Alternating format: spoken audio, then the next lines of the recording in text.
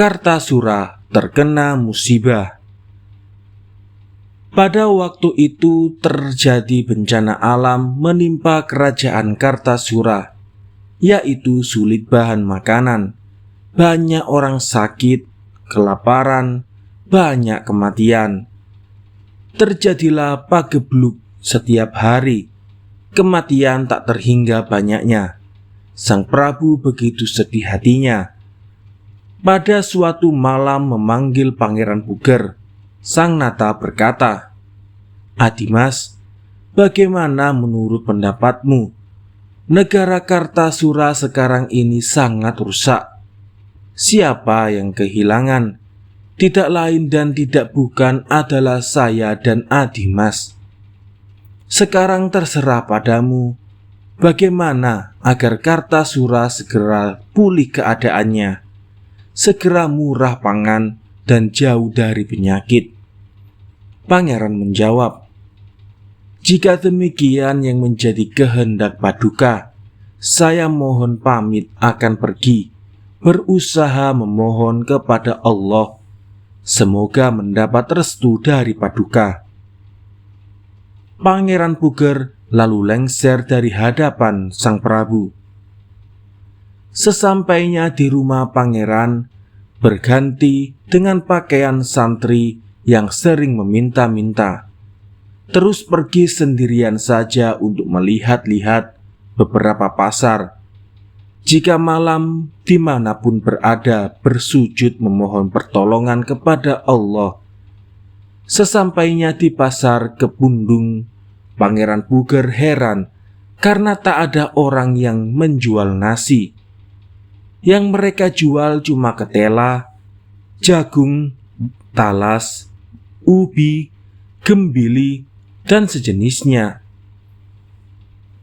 Pangeran yang menyamar sebagai santri bertanya kepada yang berjualan, "Bibi, apa sebab tidak ada orang jual nasi?" Salah seorang penjual yang bernama Nyai Cumbring menjawab, "Gus Santri, apakah kamu tidak tahu bahwa negara ini baru tentram sekarang? Sebab Sang Prabu ing Kartasura selalu berperang dengan adiknya Susuhunan ing Alaga. Orang kecil tidak sempat menanam padi, selalu berpindah-pindah mencari tempat yang aman.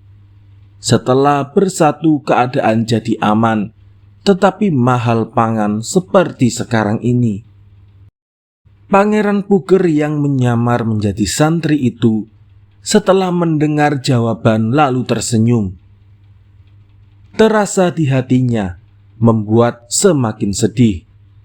Perasaan Nyai Cumbring tertarik dengannya.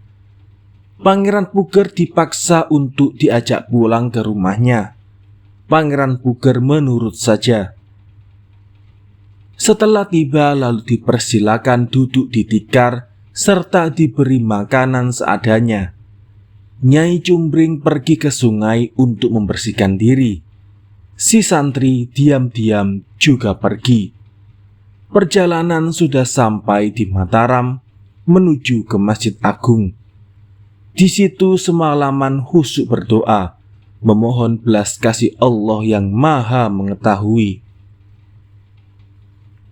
Setelah waktu fajar, Pangeran Puger mendapat pertolongan dari Allah. Ada bakul kecil, alat penakar beras, jatuh dari atas di hadapannya sebesar buah kelapa. Segera dipungut oleh Pangeran Puger, sebab tahu telah mendapat pertolongan dari Allah. Paginya pangeran lalu ke pasar di Mataram sambil membawa bakul tadi, menuju ke penjual beras, lalu bertanya harga beras sebakul kecil itu berapa. Jawab penjual itu seharga 7 real. Pangeran Puger hanya menawar 7 wang. Pangeran Puger itu lalu dibentak-bentak dan dimarahi.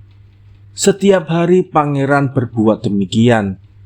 Jika malam berdoa khusyuk kepada Allah, tetapi selalu dikejar-kejar bermacam-macam penjual beras. Pada waktu itu tidak lama kemudian, sulitnya pangan serta segala macam penyakit sudah hilang. Pangeran Puger kembali ke Kartasura menghadap Sang Prabu, melaporkan segala yang sudah dilakukannya. Sang Prabu mendengar cerita adiknya terharu hatinya. Akhirnya sangat gembira karena negerinya sudah kembali sejahtera.